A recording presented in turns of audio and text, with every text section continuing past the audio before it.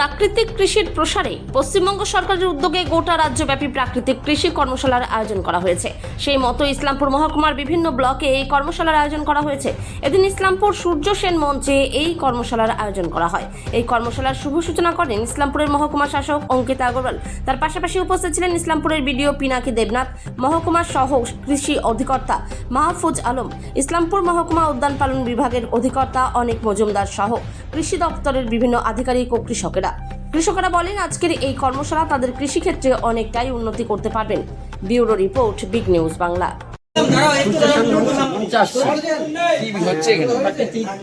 কৃষকদের এখানে আজকে একটা প্রশিক্ষণ শিবির হচ্ছে। এই শিবিরে আমরা আসছি, আমরা জানতে পারবো ভারত সরকার, পশ্চিমবঙ্গ সরকারের দ্বারা আমরা জানতে পারবো কৃষকরা কীভাবে আমরা উন্নত হবো বা উপকৃত হবো, কী করলে আমরা সেটা আজকে জানার জন্য আমরা আসছি। কতটা ভালো হবে, কতটা উপকৃত হবে আশা করা যায় আমাদের অনেকটা উপকার হবে, আমাদের ক্ষুদ্র চাষিদের আমাদের অনেকটা উপকার হবে। কি নাম আপনার? আমার নাম সতীশচন্দ্র রায়। সতীশচন্দ্র রায়, বাড়ি কোথায় আপনার? বাড়ি আমাদের অনুষ্ঠিত হতে চলেছে।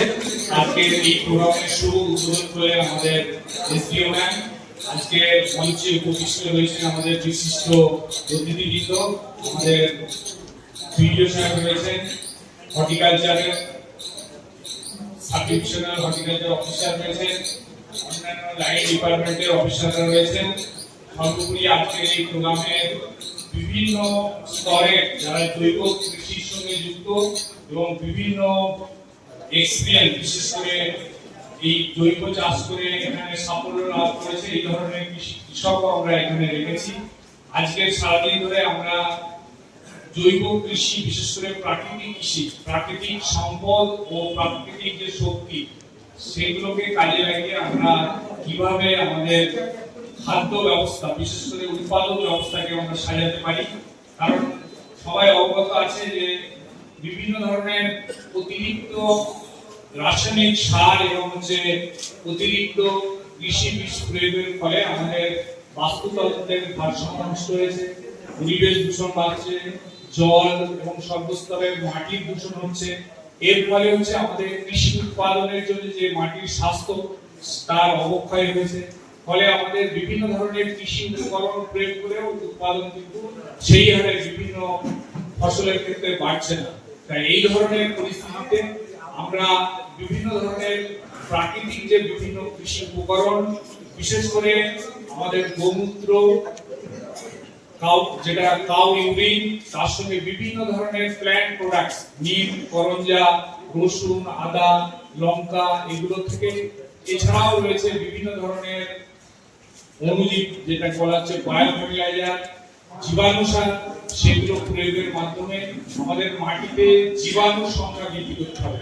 কারণ আমরা যে সমস্ত কৃষি উপকরণ মাটিতে প্রয়োগ করি সেটি গাছের গ্রহণযোগ্য অবস্থায় পৌঁছাতে সহায়তা করে হচ্ছে বিভিন্ন ধরনের ক্ষুদ্র ক্ষুদ্র মাইক্রোবস বা জীবাণু।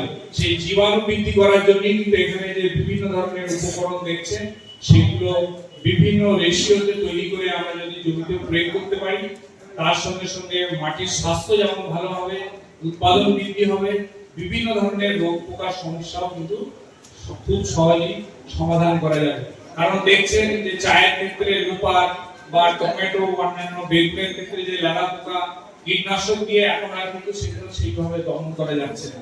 কারণ কি, কীটনাশক একমাত্র উপায় নয়, সেখানে আমরা বিভিন্ন ধরনের যে সুনিয়ন্ত্রিত ব্যবস্থা সেগুলো প্রয়োগ করতে হবে। তার সঙ্গে সঙ্গে কিন্তু আমাদের যে বিভিন্ন ধরনের প্রাকৃতিক যে সম্পদ, প্রাকৃতিক উপকরণ, আমাদের যে বিভিন্ন ধরনের বায়ো উপকরণ, বায়ো পেস্টিসাইড, এগুলোর কিন্তু ব্যবহারের মাধ্যমে আমাদের বিভিন্ন ধরনের রোগ প্রতিরোধ কমিয়ে আমাদের শরীরের পক্ষে স্বাস্থ্যসম্মত এই ধরনের যে নিরাপদ খাদ্য উৎপাদন ব্যবস্থা সেটি করলে মানুষের স্বাস্থ্য যেমন ভালো থাকবে, পরিবেশ দূষণ কমানো যাবে এবং বাস্তুতন্ত্রের যে ভারসাম্য সেগুলো ফিরিয়ে আনতে পারা যাবে। তাহলে কিন্তু আমরা সুস্থায়ী, যেটা বলা হচ্ছে টেকসই কৃষি, সেখানে কিন্তু অনেক কম কৃষি উপকরণ প্রয়োগ করলেও জীবাণুর সংখ্যা বৃদ্ধি বেশি থাকলে উৎপাদন আরো বেশি করতে পারবো, আর তার সঙ্গে সঙ্গে মানুষের স্বাস্থ্যও ভালো থাকবে। আজকে উপস্থিত যত আমাদের কৃষক ভাই বন্ধু যারা নতুন, যাদের সঙ্গে অনেকের সঙ্গে পরিচিত আছে, আগের থেকে অনেকের চেনা নতুন অনেক কিছু দেখছি আমি। এবং আপনাদের সকলের স্বতঃস্ফূর্ত যে অংশগ্রহণ, এটা সত্যি আমাদেরকে অনেক উদ্বুদ্ধ করে। এবং পরে আমাদের যে ভবিষ্যতে যে আমরা যে কৃষি কর্মশালা নিয়ে এগোচ্ছি আমরা, সেটাকে আশা করি সুদৃঢ় করবে। আপনারা সঠিকভাবে অংশগ্রহণ করুন। আপনারা আমাদের যে কৃষি ফ্যাটার্নিটি যেটা বলি আমরা, কৃষি পরিবেশ, আমাদের চাষিদের পরিবেশ, আমাদের বাজার, আমাদের রাজ্য, আমাদের দেশ, সকলকে একসঙ্গে হাতে হাত মিলিয়ে এগিয়ে আসার জন্য আপনাদের অবদান সব থেকে আগে। যেটা আমরা সবসময় সমস্ত জায়গাতেই বলি যে আমরা একসময় কি হয়েছিল, আমাদের সবুজ বিপ্লব। সবাই জানে সবুজ বিপ্লব কি, আমরা কৃষিতে খুব এগিয়ে এসেছিলাম। আমাদের যখন খাদ্য সংকট ছিল, আগে যেমন প্রচুর খরা হতো, যখন খাদ্য সংকট হতো তখন আমাদের সায়েন্টিস্টরা এগিয়ে এসেছিল বিভিন্ন নতুন ভ্যারাইটি, নতুন আমাদের কৃষি, বিভিন্ন কৃষি বিষ, মানে যারা পোকা মারছে ফসলের আমাদের রক্ষা করার জন্য, ইউজ করার জন্য আমাদের কাছে নিয়ে এলো আমাদের কাছে নতুন টেকনোলজি।